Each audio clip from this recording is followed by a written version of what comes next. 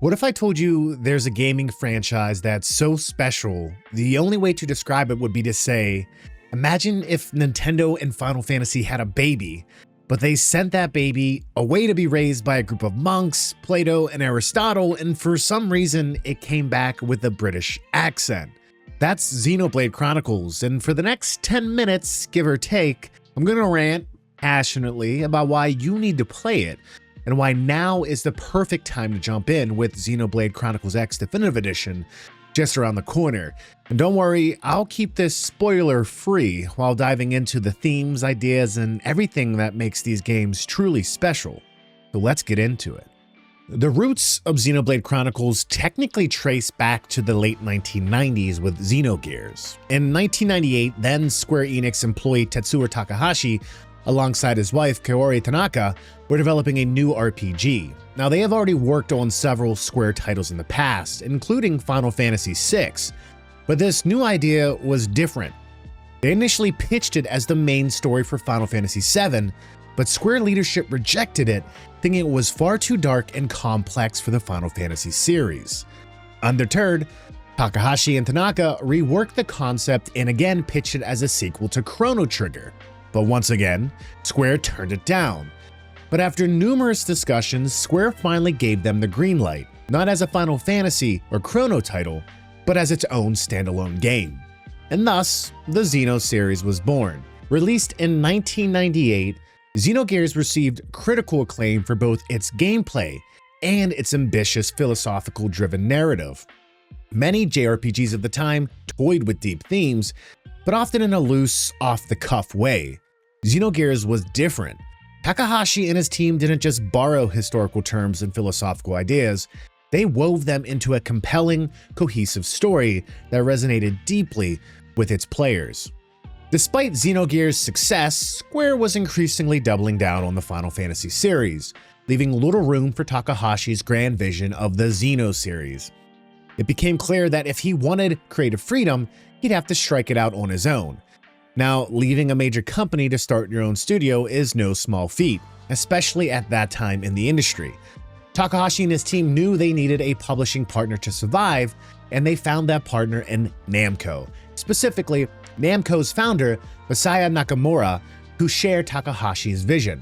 In 1999, Monolith Soft was born. Their next project, a spiritual successor to Xenogears, the Xenosaga series. Xenosaga first released in 2002, and it continued the tradition of tackling deep philosophical and historical themes. The series spanned 3 titles and was generally well received, but by the time Xenosaga Episode 3 launched, Monolith Soft felt disappointed with its reception and sales. It was clear that the studio needed a fresh start. That fresh start would become Xenoblade Chronicles. Originally titled Monado, Beginning of the World, the game was later renamed Xenoblade Chronicles in honor of Takahashi's contributions to the Xeno series. And while it was a new IP, it retained the DNA of all of its predecessors. It was an RPG at heart, it had captivating, innovative gameplay, and it had a meticulously crafted, thought-provoking story. Xenoblade Chronicles launched in 2010 on the Nintendo Wii under an exclusive publishing deal with Nintendo. It arrived in North America in 2012, 2 years later, after years of Western gamers petitioning for it, and when it did, well, people loved it, and rightfully so.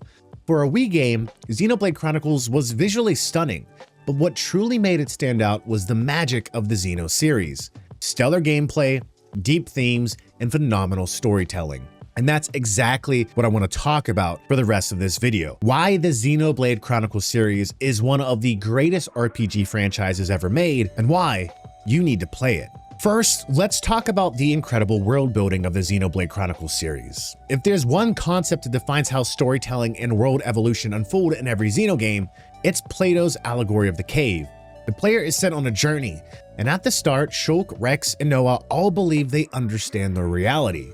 Yet as their story progresses, they break free from the shackles of the limited perspectives and are confronted with some of the most fundamental questions at the core of the human condition.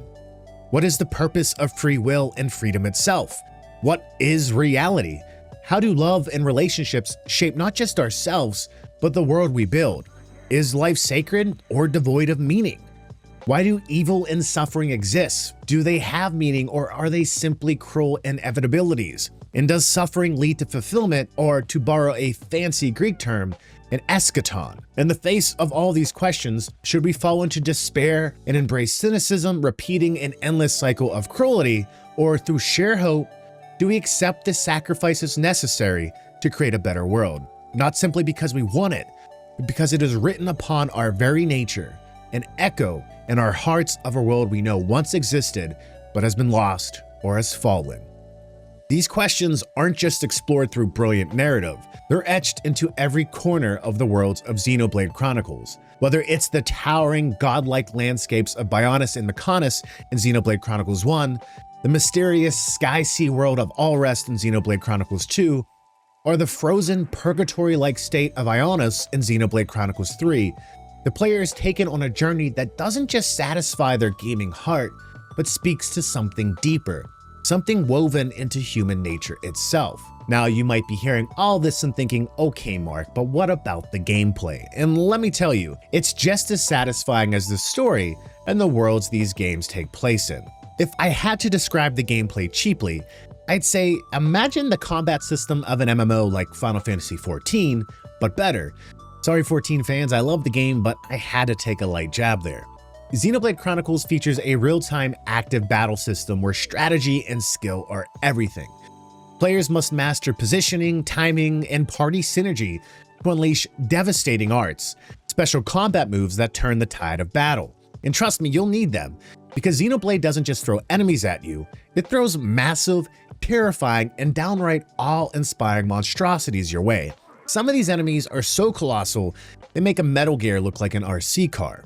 But what really makes these games special is how the combat evolves, experimenting with new mechanics while staying true to the same core foundation across each entry. Xenoblade Chronicles 1 lays the groundwork, introducing the blades and art system that defines the series' signature real-time combat. Xenoblade Chronicles 2 takes a wild, ambitious turn, introducing the personified blade system, almost like a Pokemon-style approach where your blades are living beings with unique abilities, and there's a gacha system in terms of how you unlock the real good ones as well. And finally, Xenoblade Chronicles 3 refines everything, taking the best ideas from its predecessors, cutting out what didn't quite work, and perfecting the combat into something truly seamless and exhilarating. Each game meticulously builds upon the last, ensuring that no two Xenoblade entries feels exactly the same, yet every one of them delivers deep, strategic, and incredibly rewarding battles. Now take all of this, the brilliant combat, the exhilarating world building and story, and a soundtrack that is up there with some of the best RPGs of all time, and what do you get? Perhaps, one of the best contained stories across any video game trilogy of all time.